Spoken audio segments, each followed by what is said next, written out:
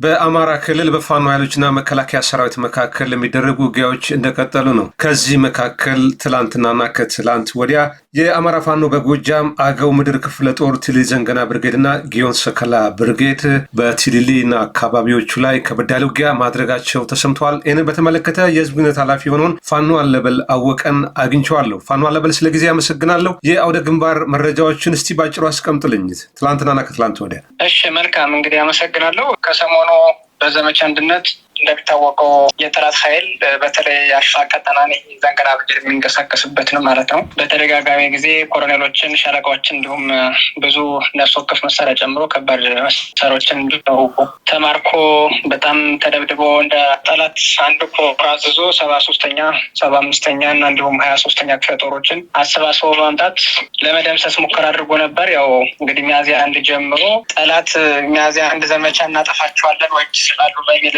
እቅድ ይዞ ሲንቀሳቀስ ነበርና ይህ ሳይሳካለት ቀርቶ ዘንገና ብርጌድ፣ ጊዮን ብርጌድ፣ የፍሬም አጥናፉ ብርጌድ እንዲሁም ቢትወደድ መንገሻ ጀንበሬ ብርጌድ፣ ሰሜን ኢንቨስትመንት ባራ ብርጌድ በተሳተፉበት በአጠቃላይ አገው ምድር ክፍለ ጦር በተሳተፉበት አውደ ውጊያ ከባባድ ድሎችን በመቀዳጀት አንድ ኮር ታዞ የመጣውን ኃይል ሙሉ በሙሉ በመደምሰስ ጠላትን በመጣበት እንዲፈረጥጥ አድርገን ያው ምርኮኛና ሙት ቁስለኛ በማድረግ ከፍተኛ ድል ተቀዳጅተንበታል። በዚህም የመጣው ጦር ማደር ሳይችል በ360 ዲግሪ ተከቦ ሲለበለብ ከመሸ በኋላ ያው ጠዋት እንግዲህ ሁለተኛ ዞር ልንገባበት ስንል የቀረው የተረፈው ማለት ነው እሱ ፈርጥጦ በሁለት ፒምፒ ታጅቦ ወደ ከተማ ሊገባ ችሏል። ከዛም ወደ መጣበት እንዲበተን ሆኗል ማለት ነው። ይህ ክፍለ ጦር እንግዲህ ከሰሞኑ በጣም ከፍተኛ ድሎችን የተቀዳጀበት አውደ ውጊያ አድርጎ በተለይ ደግሞ ትናንትና ወደ የተካሄደው በጣም በተለየ መንገድ ያን ሁላ ምሽግ ከተራራ ላይ ሰርቶ ያን ሁላ ኃይል አስፈጅቶ ሙሉውን ቀብሮ እንግዲህ በቪዲዮዎች ማሳየተናል ልከናል ማለት ነው። ያን ሁላ ከ80 በላይ ኃይል ቀብሮ የሄደበት አውደ ውጊያን ያደረግነው እንግዲህ ለ5ኛ ጊዜ ነው ይህ ክፍለ ጦር በዚህ አንድነት ዘመቻ የተሳተፈበት። እንደ ዋናነት በጣም አስደናቂ ድል ያደረግንበት ሳምንት ነበረ። ውጊያውም በዚህ መንገድ ነው የተጠናቀቀው። የጉዳት መጠን እንዴት ይገለጻል? በእጃችሁ የገቡ የመንግስት ታጣቂ ኃይሎች አሉ? ምርኮኞች መሳሪያስ እንደዚሁ ማርካቸዋል? አዎ መሳሪያ በመሳሪያ ደረጃ ወደ 51 የሚደርስ የክላሽ ክላሾች ተያዘዋል። እንዲሁም የክላሽ ተተኳሾች በጣም ብዙ ቁጥር ያላቸው የብሬንም የድሽቃም ተማርከዋል። 5 ምርኮኞች አሉ በእጃችን ላይ። እነሱን ጨምሮ ሌላ በጣም ከፍተኛ ጉዳት ያስተናገደበት ከ80 የሚደርስ መቃብር ነው የቆጠርነው። የጅምላ መቃብር ሳይቀር አለ። ያው ተራራው ላይ ቆፍሮ ቀብሮት የሄደው ማለት ነው። በዚህ ልክ ድል ያደረግንበት ነበረ። እንዲሁም ሌላ የእንትኑን ማወቅ አልቻልም ለጊዜው የስልጣን ደረጃውን እንጂ ጅባራ ሆስፒታል ገብቶ ሄሊኮፕተር መጣ ወደ አዲስ አበባ ወሰደችበት ሲስተም ሁኔታ ነው የተፈጠረው። ግን አላወቅንም የትኛው አካል የትኛው የስልጣን ደረጃ እንዳለው ማለት ነው። አዋጊዎችን ጨምሮ አባላቶች የተደመሰሰበት ውጊያ ነበረ። በጣም አመሰግናለሁ። ፋኖ አለበል አወቀ የዘንገና ብርጌድ የህዝብ ግንኙነት ኃላፊ ለሰጠኝ መረጃ በሚስ ተመልካች ስም ከልብ አመሰግናለሁ። እኔም አመሰግናለሁ። ክቡራትና ክቡራን ተመልካቾቻችን የዘንገና ብርጌድ ትላንትና ከትላንት በስቲያ ባደረገው ውጊያ በመከላከያ ሰራዊት ላይ ጥቃት መፈጸሙን ገልጾ ነበረ። ይህን ለማረጋገጥ የሚመለከተውን የመከላከያ የህዝብ ግንኙነት ኃላፊ ለማግኘት ምላሽ እንዲሰጡን ያደረግነው ጥረት አልተሳካም። የምናገኝ ከሆነ የምናቀርብ ይሆናል። እሺ እንግዲህ እናመሰግናለን። ጋሽ መዝገብ ፊታችን ላይ ያለ ሻለቃ መዝገብ እንዲሁም ጦር አዛዡ አብርሃም መብራት አለ። ሌሎችም የዘንገና ብርጌድ አመራሮች በአብዛኛው አሉ። ይህ ከባድ ምሽግ ነው። እንደሚታወቀው በጣም አደገኛ ምሽግ ነው። ከተራራ ላይ ነው። 4000 የሚሆን ሰራዊት መጥቶ ከቦት የሰነበተው ምሽግ ነው። በዚህ ልክ አፍረክርከው ደቁሰው ሙትና ቁስለኛ ምርኮኛ በማድረግ ምሽግ ማስለቀቅ ተችሏል። ዘንገና ብርጌድ እንዲሁም ሌሎች ጊዮን ብርጌድና ሰሜን ደስታ እንጅባራ ብርጌድ፣ ራስ ቢትወደድ መንገሻ ጀንበሬ ብርጌድ እንዲሁም ጊዮን ብርጌድ በተሳተፉበት ውጊያ በዚህ በትላንትናው የነበረው አውደ ውጊያ ከፍተኛ ድል ተቀዳጅተናል። እስኪ እንግዲህ ሻለቃ መዝገብ እስኪ ስለዚህ ድል እንዴት ነው ይህን ድል ማግኘት የተቻለው? ስለ ድል ሁኔታ ስለነበረው ተኩሱስ ምን ይመስላል?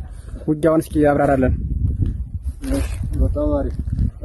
እንግዲህ ትላንት የነበረው ውጊያ በጣም ፈታኝ ነው የነበረ። እኛ በዚህ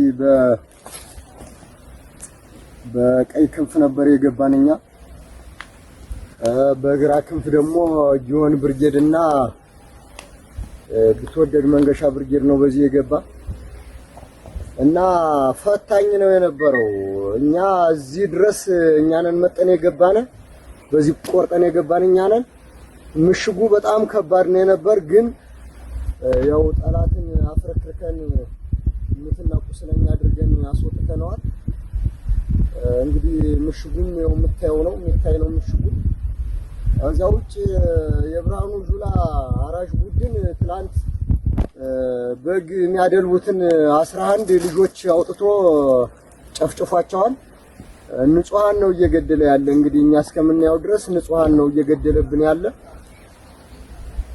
የታጠቀ ኃይል አንድም ቀን ገሎ ያውቅም። በዚህ ልክ ነው እየተጓዘ ያለ ጨፍጫፊው ቡድን። አሁን ዙሮ ምንድነው ጠላት አሽፋ ላይ መጥቶ ለመቀመጥ ወይም ደግሞ ለመውጣት ለመግባት አቅም እንደሌለው እኔ 100% ነው ማረጋግጥልህ። አቅምም የለውም።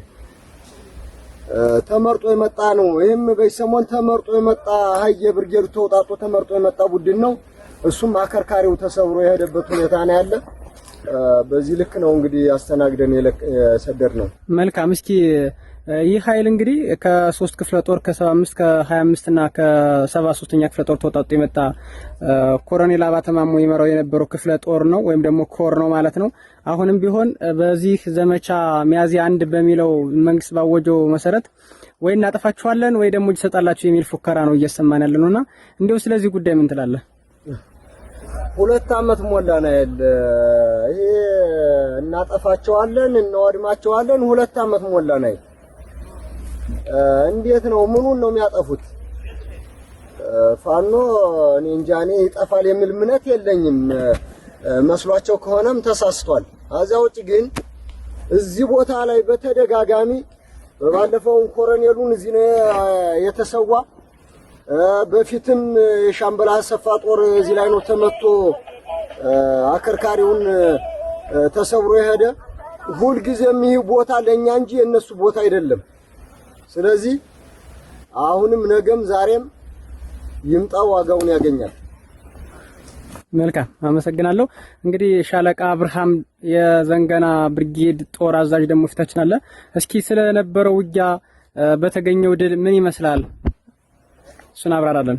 እሺ አመሰግናለሁ። እንግዲህ ውጊያው ሻለቃ መዝገብ ብዙ ነው የገለጸው ነው። ግን በትናንትናው ዕለት በጣም ፈታኝና እልህ አስጨራሽ ቢያንስ ከ4 ሰዓት ጀምሮ እስከ 12 ሰዓት ፈታኝ ውጊያ ነው የነበረው። ግን ጠላት ምንም ያህል ማለት ነው ምንም ያህል በስነ ልቦናው የወደቀበት እንደሆነ 100% የተረጋገጠበት ማለት ነው። ያን ያህል ኃይል አሰልፎ ምሽጎቹ የሰራቸው ምሽግ በጣም ጠንካራ ምሽጎች ሰርቶ ግን ፋኖ በስነ ልቦና በጣም ጠንካራ ስለሆነ በቀላል ኃይል ይሄንን ምሽግ መስበር ተችሏል። ከዛው ክፍለ ጦሩ ያገው ምድር ክፍለ ጦር ቅንጅት 5 ብርጌዶች ተሳትፈውበታል። ጠንካራ የሆነ ውጊያ ለአስጨራሽ ውጊያ አድርገናል። ጠላትም በዚህ ልክ አከርካሪው የተሰበረበት ነው የነበረው።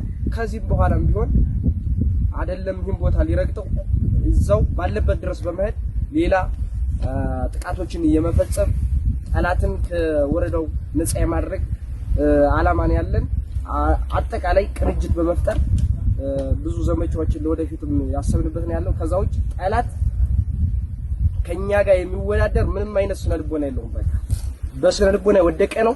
በሰው ኃይል ይችላል አሁንም ባለው ደረጃ ማለት ነው። ግን ያ የሰው ኃይል ከየጫት ቤቱ ከየጎዳና የመጣ ነው። በቃ ምንም የውጊያም አላማም የለው ምንም አይነት የሚያስበው ራዕይም የለውም ለወደፊቱ። ፋኖ ግን የተነሳው ህዝቡን ነፃ ለማውጣት ነው።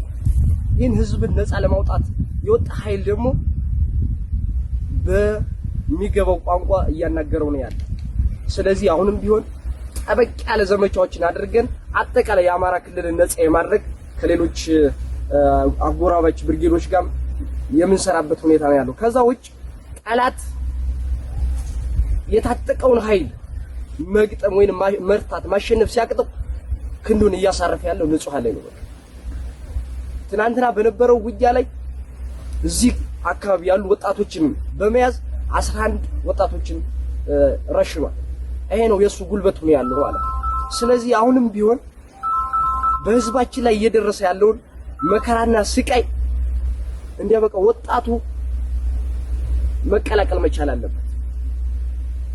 ባለሀብቱን በኢኮኖሚ ማገዝ መቻል አለበት። እያንዳንዱ በየመስኩ አማራው ለአማራ ህዝብ በዚህ ሰዓት ካልታገለ ትልቅ ውርደት ስለሆነ በዚህ ሰዓት ሁላችንም ባንድ ሆነን ከታገልን ይሄን ኃይል በቅርብ ቀን አይደለም ክልሉን ኢትዮጵያን ነፃ የምናወጣበት ሰዓት ነው ያለነው። ስለዚህ በዛ ልክ የነበረው ውጊያ ጨርሻ። መልካም። እስኪ ልቀጥል። ይቅርታ የመጨረሻ ጥያቄ ላድርገውና ትላንት በነበረው ውጊያ እንግዲህ ከፍተኛ ድል ተቀዳጅተናል። ግን ከድሉ አንጻር ስናየው ከሰብአዊ ክሳራም ሆነ ከቁሳዊ ክሳራ የተማረከ እንዲሁም የተሰዋው ምን ያህል ይሆናል? በሱ እስኪ እንዴት እንደነበረ ድሉ አምስቱ ብርጌድ ተቀናጀበት ውጊያ የተደረገውና ጎጃም አገው ምድር ክፍለ ጦር እንግዲህ ለአምስተኛ ጊዜ እዚህ ጋር ውጊያ ሲያደርግ ነው ማለት ነው። በነበረው ውጊያ ምን ያህል ድሎች እንደተመዘገቡ ወይም እንደተገኙ እስኪ እሱን ግለጽልን። እሺ፣ በጣም ብዛት ያለው የነፍስ ወከፍ መሳሪያ የቡድን መሳሪያዎችም ብዙ ተተኳሾች በጠላት ላይ በቃ ሰብአዊም ሞራላዊ ክሳራ የደረሰበት ነው ውጊያ እና ብዙ በቃ መታጠቅ ወጣቱ ብዙ የታጠቀበት ውጊያ ነበረ በቃ። ስለዚህ አሁንም ቢሆን ምንም አይነት አቅም የለውም በቃ አሁንም ነገም ዛሬም ትናንትና እዚህ ቦታ ላይ በ11 ሚያዝያ 11 መጋቢት 11 ኮሎኔል አባተን እንዲሁም 2 ሻለቃ አመራሮች የተገደሉበት ቦታ ነው። አሁንም ቢሆን ይቀጠና የጠላት ትልቅ ሰብአዊም ሆነ ሞራላዊ ክሳራ እየደረሰበት ያለ ቦታ ነው። ስለዚህ አሁን ተጠናክረን የምንሰራበት ሌላ ዘመቻዎችንም የምንከፍትበት ሰዓት ላይ ነው ያለነው። ጨርሻለሁ። እሺ ፋኖ በቀለ ታደሰ ስለነበረው ድል እስኪ እንዴት እንደተገኘ የነበረው ውህደት እንዴት እንደነበረ አንተም በቦታው ላይ ሆነ ስለነበረ አንድ የብርጌዱ አመራር ከፍተኛ የፋይናንስ ኃላፊ ስለሆንክ እስኪ ከነበረው ሁኔታ አንፃርና አየው እንደምናየው እዚህ ብስኩቱ በጣም ተበትኖ ነው ያለ ጠላት ከፍተኛ ኪሳራ እንደደረሰበት ያስታውቃል። ያየው ሁኔታ እስኪ እንዴት እንደሆነ ገለጽልን። ያው ትላንትና በነበረው ውጊያ ላይ አምስቱ ብርጌዶች ከፍተኛ ድል የተገናኙበት ድል ነው። በዚህ ድል ላይ መንግስት ከፍተኛ ክሳራ የደረሰበት ይህንን አቀናጅቶ የመጣውን 3 ክፍለ ጦሮች ላይ አዋጦ የመጣውን የመከላከያ ሰራዊት ድባቅ የተመታበት ቦታ ነው። ይሄ ቦታ በዚህ ድል ከፍተኛ የሆነ የመሳሪያ የተጠቀመበት ሞርተር፣ ዲሽቃ፣ ዙ23 የተለያዩ መሳሪያዎችን መንግስት የተጠቀመበት ነው። ነገር ግን በዚህ አካባቢ ላይ ይሄንን ያህል መሳሪያ ቢጠቀምም የዚህን አካባቢ ፋኖ በምንም ታምር መቋቋም አልቻለም። ብትሩን መቋቋም አልቻለም። ብትሩን ባለመቋቋሙ የተነሳ ይሄንን የመሰለ ይሄን አይነት ምሽግ ሰርቼ ምንም ነገር አይመጣብኝም ያለው ምሽግ ሊሰበርበት የቻለበት ሁኔታ ነው ያለው። ስለዚህ ቀጣይም ቢሆን ይሄንን ቦታ ምንም ይሁን መቼውንም ይሁን ተቀምጦ ሊቀመጥበት የሚችል ቦታ አይደለም። ቀጣይም ቢሆን ፋኖ ከዚህ በላይ ተደራጅቶ ይሄንን ቦታ ማስከበር የሚችልበት አቅም ላይ የደረሰበት ሰዓት ላይ ነው አሁን ላይ ያለው። ስለዚህ ፋኖ ቀጣይ ላይ ከዚህ በተሻለ ቁመና ላይ ያለ መሆኑን አውቆ ማንኛውም ኢትዮጵያውም ይሁን የአማራ ክልል ላይ ያለው ወጣት ወደዚህ ትግል ገብቶ መታገል መቻል አለበት። ትግሉ መፋጠን አለበት። ወደፊት መቀጠል አለበት። እዚህ ጋር አይደለም የኛ ትግል፣ ገና ረጅም መንገድ አለን። ያንን ረጅም መንገድ ለመወጣት ሁላችንም ተረባርበን ይህንን መከራ የጫነብንን መንግስት ከስሩ ፈንቅለን መጣል አለብን። ስለዚህ ይሄንን ለማድረግ ሁሉም የአማራ ማህበረሰብ ይሄንን ለመጨፍጨፍ ለመግደል አማራ የሚባለውን ብሔር ለማጥፋት የመጣን መንግስት በአስቸኳይ ከዚህ ላይ ነቅሎ ከስሩ መጣል ስላለበት መነቃነቅ አለበት፣ መታገል አለበት፣ ትግሉን መቀላቀል አለበት ብዬ ነው የማስበው። መልካም። እስኪ ያውን እንግዲህ ቲሊሊ ከተማን እንዳጠቃላይ እያስተዳደርን ያለው እኛን ማለት ይቻላል ከ18ቱ ቀበሌ በ16ቱን እያስተዳደርን ነው። እስኪ ስለ አስተዳደራዊ ሁኔታው መንግስት ያለበት ቁመናና እኛ ያለንበት ፋኖ ያለበትን ቁመና ሁኔታውን እስኪ ግለጽልን። እንዴት ነው ከህዝቡ ጋር ያለው ሁኔታስ? አዎ በአሁኑ ሰዓት ይሄ አሸባሪ መንግስት ከተማ ላይ ተወስኖ ነው ያለው። ከተማ ላይ ያለውን ሰው እንኳን ማስተዳደር ያልቻለበት ሰዓት ነው። በአሁኑ ሰዓት በጓጉሳ ሽኩዳር ወይም በቲሊሊ ወረዳ አካባቢ ማህበረሰብ ውስጥ ያለውን የትኛውንም ቀበሌ ፋኖ ተቆጣጥሮ የማስተዳደር ስራውን እየሰራ ነው። በየእያንዳንዱ ቀበሌም የጎበዝ አለቃዎችን በማቋቋም ችግሩን የሚፈታለትን ደንጎ በማቋቋም ሁሉም ቦታዎች ላይ በአሁኑ ሰዓት በዘንገና ብርጌድ ስር ሆኖ እየተደራደረ ያለበት ቦታ ነው ያለው። በአሁኑ ሰዓት ሁሉም ቦታዎች ላይ የኛ የሆኑ ኃይሎችን አቋቁመን ስራ እየሰራን ነው። መንግስት ዝም ብሎ ወሬ ብቻ ከወሬ የዘለለ ስራ የለውም። የሌለን ነው እያወራ ያለ በአሁኑ ሰዓት የማይታይ የማይጨበጥ የማይያዝ ይሄንን ህዝብ ለማታለል የሚሰራበት ስራ ነው እንጂ አሁን ላይ በአማራ ክልል ላይ የትኛውም ቦታ ላይ ገብቶ እያስተዳደረ አይደለም። ውስን ቀበሌዎች ወይም አንድ ተራራ ላይ ወጥቶ ያችን ተራራ ተቆጣጥሮ ተቀምጦ ህዝብን እንዲያረኩ እያስተዳደረ ነው እያለ ህዝብን እያታለለ ነው በአሁኑ ሰዓት ያለው።